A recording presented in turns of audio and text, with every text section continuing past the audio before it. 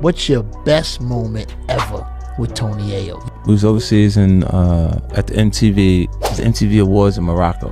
Oh, it was crazy. He was crazy because he was on the run, right? It was the first trip.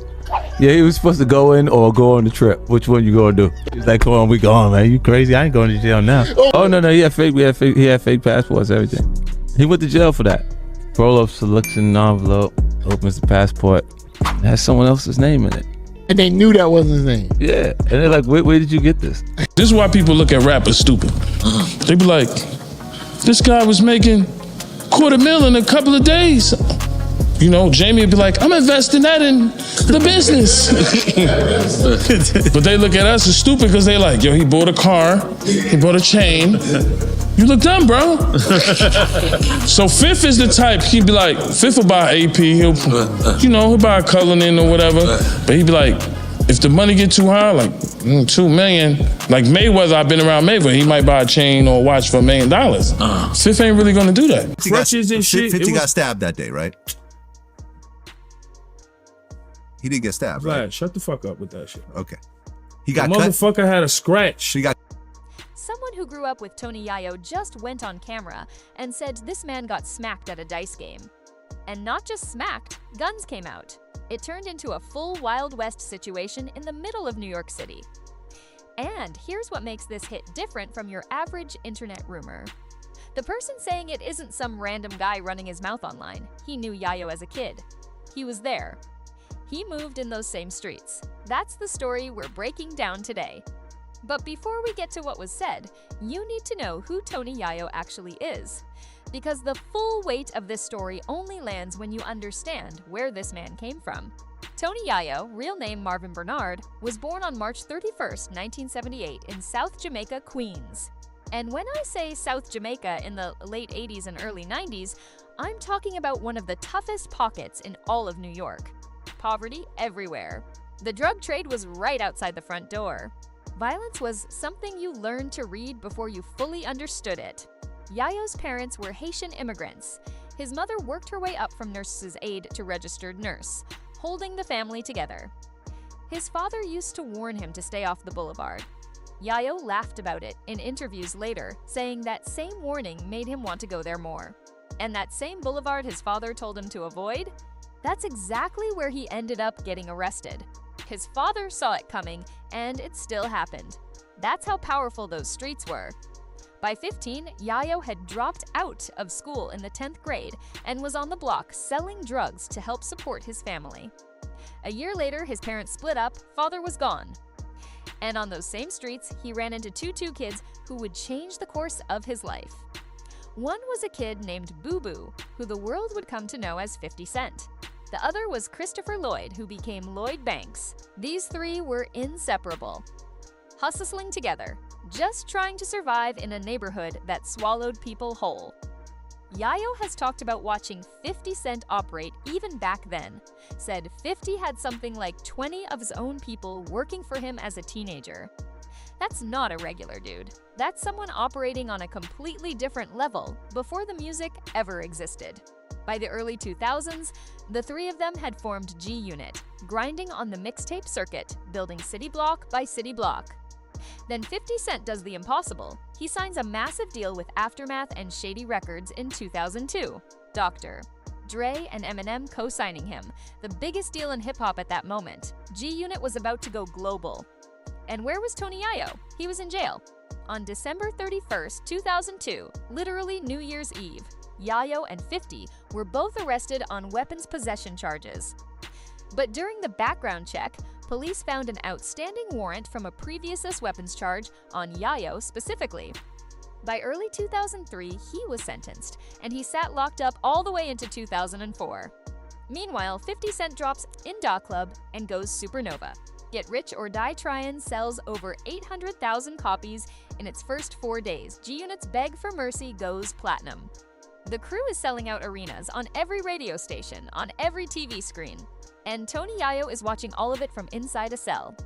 The moment he worked his whole life for, and he missed it. But here's where you see what loyalty actually looks like. 50 Cent wore free Yayo t-shirts everywhere he went. Promoted Yayo's name in every single interview. made sure the world knew Yayo was essential to G-Unit even while he was locked up. People who had never heard a Tony Yayo song knew the name because of those t-shirts. In this industry, that kind of loyalty is rare.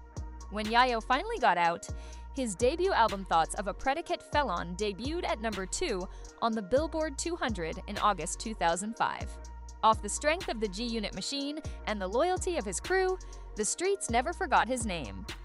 Now, here's the part that connects directly to today's story. Even with all that success, the block never fully left him. And dice games were part of that world. Back in January 2023, right after Takeoff was tragically killed at a dice game in Houston, Yayo sat down and talked about his own personal history with dice games going wrong. He described being at a game inside a New York barbershop where he and his boys were cleaning someone out.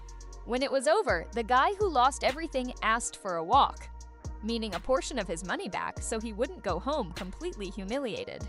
Yayo refused, and when he refused, it went left. Gunfire broke out inside the barbershop. Yayo was there in the middle of it. He actually described it as a friendly shootout, only in New York.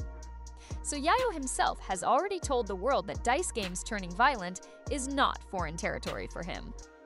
That's the context for what Domination said. Now let me tell you who Domination is, because this matters. Domination, real name Donald Coleman, is a rapper who ran in G-Unit circles back in the day. He's most known for his connection to Bangum Smurf, a former G-Unit affiliate. This is not some random person on the internet who claims to have seen something. He was embedded in that world. He moved in those same circles. He knew the people.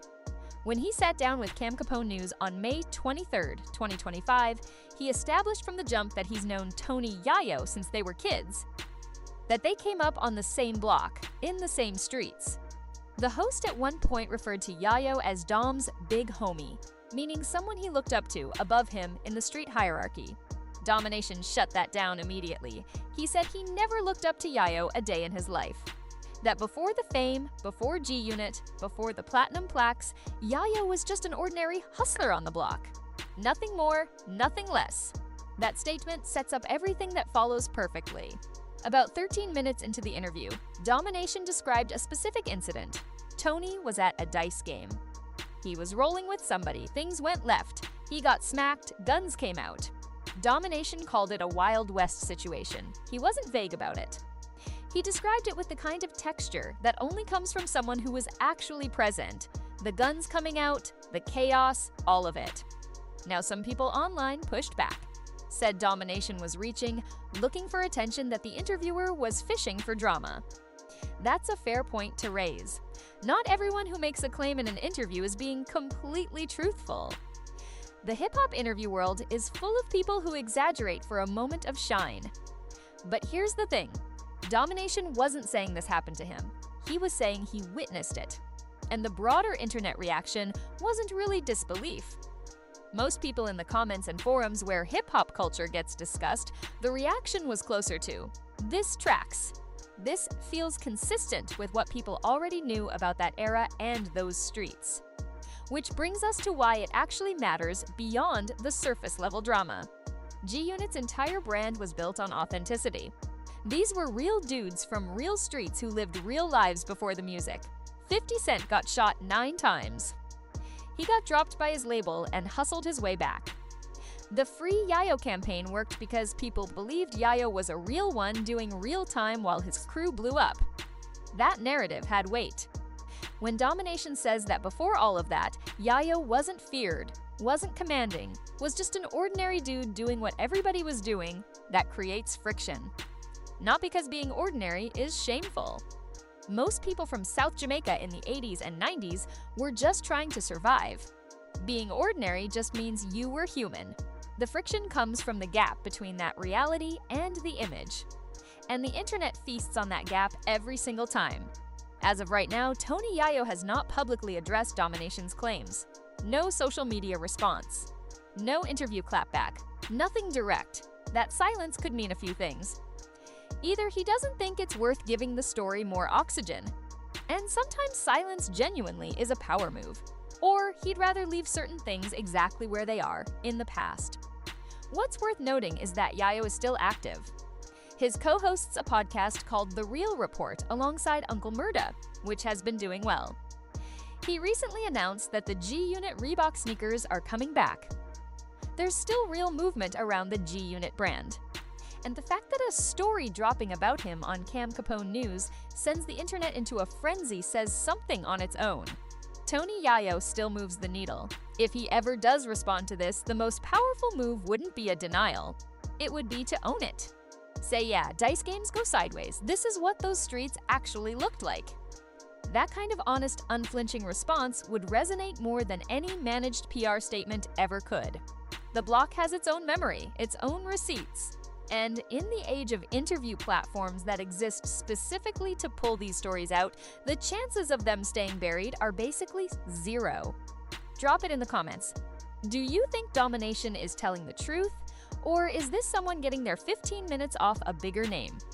And do you think Yayo responds,